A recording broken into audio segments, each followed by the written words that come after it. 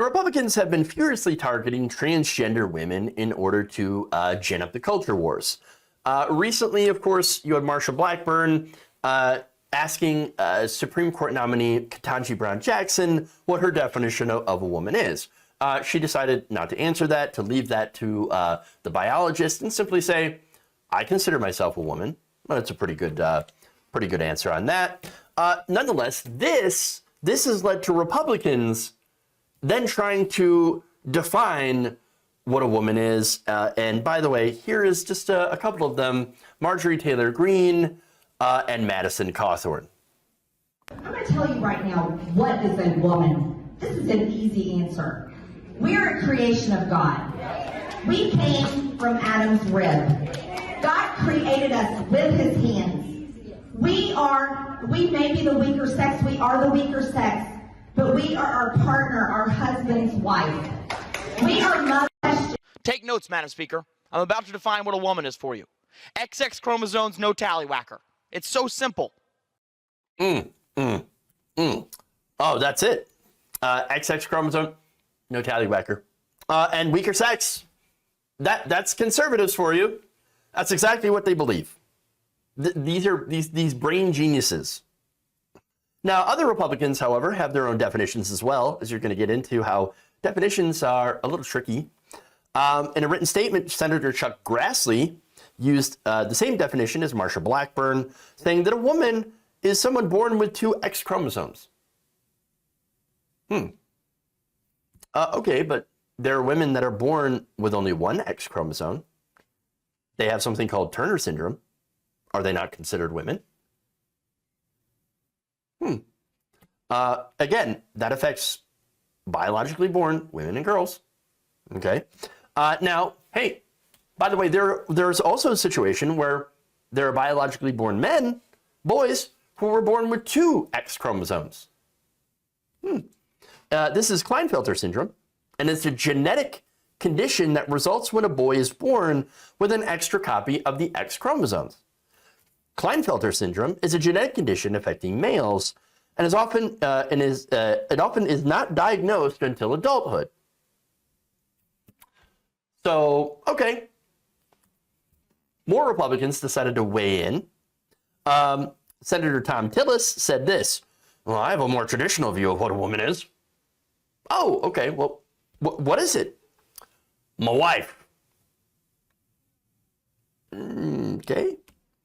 Senator Lindsey Graham, he said a woman is simply someone who is biologically a woman, adding that he thinks that most Americans can figure out who is a woman and who is a man. It is kind of funny because not everybody can figure that out by appearances, honestly, unless you're doing literal genital inspections, which, by the way, this is an idea that Republicans have floated before, which is gross. Yeah, let's do genital inspections so that you can use the bathroom. Disgusting.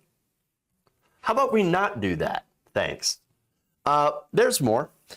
Lindsey Graham says, "Oh, the birds and the bees stuff. It's been a while, but I think I remember the general gist of the differences.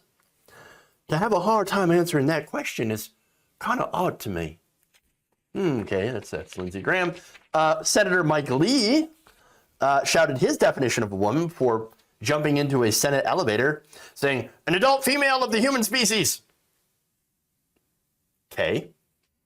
Senator Ted Cruz, when asked, immediately answered that a woman isn't an adult female human. Okay, so that's a similar answer there. Sure.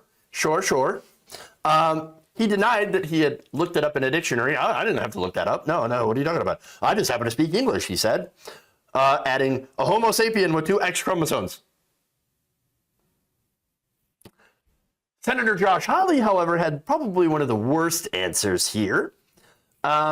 And here is what he said, quote, "Someone who can give birth to a child, a mother, is a woman. Someone who has a uterus is a woman. It doesn't seem that complicated to me."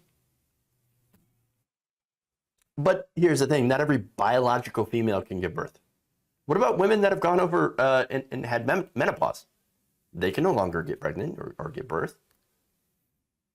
Are they no longer a woman? I mean, there are people with fertility issues, polycystic ovarian syndrome. They can have, very difficult time conceiving, getting pregnant, or maybe not even get pregnant at all. And by the way, people with women with PCOS generally have more testosterone than females without PCOS. And there is some impacts of that. Then again, you have females who have had hysterectomies.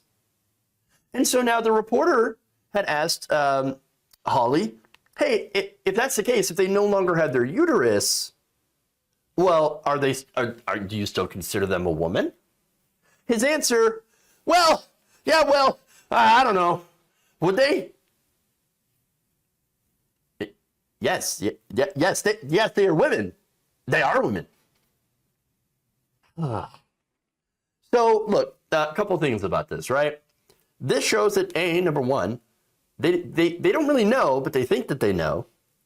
And B, and this is more important, and because it kind of goes into their ideology, right? Their definition really only has to do with the woman's role in procreation. All they care about is getting them eggs. That's it. Give me the precious eggs. I must have the egg-bearing female so that I can make more babies. They have this weirdo focus on basically turning women into baby factories. That's really all it is. And it goes back to what they perceive as a woman's entire role. Her entire existence is predicated only around babies and motherhood. That's really all that's all they think of a woman, her entire role. Breeders. That's what it is, breeders. Again, Marjorie Taylor Greene, going back to her, right? Says women are the weaker sex and that they're inferior to men, made from Adam's rib, and we're only made to be mothers and partners, nothing else. So no individuals with their own self-worth. If you're a Republican woman, this is how they view you. This is what they think of you. And if you might even think about this about yourself. You might think, yes, you're absolutely right. I am nothing more than a womb.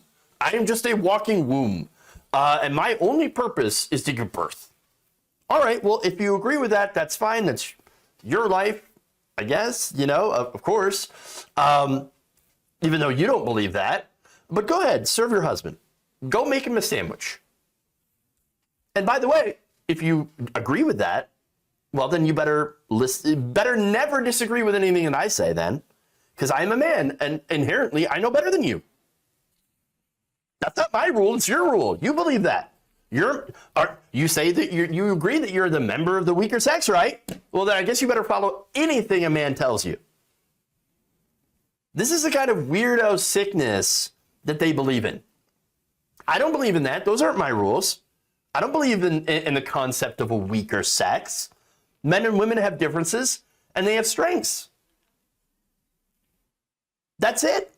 Again, back to Holly, right? Asked again later if he would consider a woman to still be a woman if she had lost her reproductive organs to say something like cancer. Holly said this, quote, I mean, a woman has a vagina, right? No, not always. No. There are women who don't actually have vaginas. It's called vaginal agenesis. Now, that condition, by the way, there's also Meyer-Rokitansky-Kuster-Hauser syndrome. All right. Now, this condition causes the vagina and the uterus to be either underdeveloped or absent, although external genitalia are normal. Now, weird. So yeah, it turns out that you can also not have a vagina and still be a woman. So, I mean, come on. It really turns out that they cannot define women in general. And so what they do is they make up their own definitions. Those definitions only include biologically born females that can have children. Anyone else, they do not consider to be a woman. And again, it shows you, it proves to you their priorities. And guess what? Their priorities are they're trying to block transgender people from existing. That's really all it is. Now, of course, in reality, scientists, they agree that there is no sufficient way to clearly define what makes someone a woman. And with billions of women on the planet, they point out to how that there's so much different variation between women. And so now an example here is Rebecca Jordan Young, who is a scientist and gender studies scholar at Barnard College. Here's what she said. There isn't one single biological answer to the definition of a woman. There's not even a singular biological answer to the question of what is a female. There are at least 6 different biological markers of sex in the body. Genitals, chromosomes, gonads, internal reproductive structures, hormone ratios, and secondary sex characteristics. None of the 6 is strictly dichotomous, Jordan Young said, and the different markers do not always align. Juliette Williams, a professor of gender studies at UCLA, specializes in gender and the law, agrees that there has always been a dispute about the definition of what a woman is, and points out how black women were not even characterized as women for a very long time. For example, the 19th Amendment, which granted women the right to vote, didn't include black women, women of color. That's really important. What are you talking about? They're women, right? Oh no, they weren't considered to be women. Whoa, weird. They were left out of the definition. Strange. It's almost as if you could pick and choose what you consider to be a woman. Huh. And that's a great example of that. And by the way, going back to bathrooms, you realize they did to black women what they're doing to trans women. Sometimes I'll see maybe even good-natured people saying, well, you know, the whole bathroom thing, wouldn't it just be better if we were to create a separate transgender bathroom? No, it wouldn't be. You know why? Because that would be separate but equal. And guess what? We already tried that. In fact, black women were consigned to a specific colored bathroom. They had men, women, colored. Separate but equal. It's never equal. It's never equal. And so, look, there's more examples here of Republicans not being able to define women.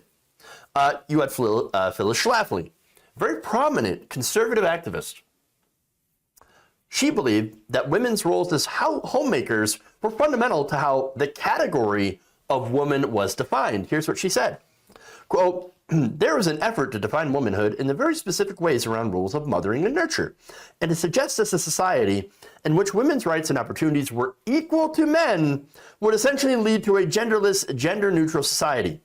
In other words, if women ceased acting like women, i.e. being homemakers and being subservient, she says that they would cease being women.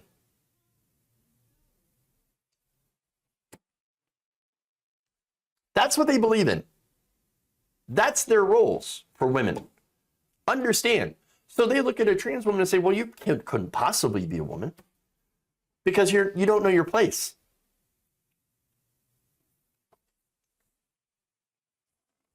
Again, this is all an effort to lock transgender women out and demonize them.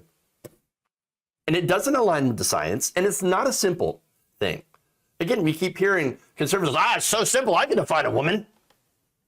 No, you can't. You're just coming up with things that you believe. Now, as far as I'm concerned, trans women are women, and if you identify as a woman, then you're a woman to me.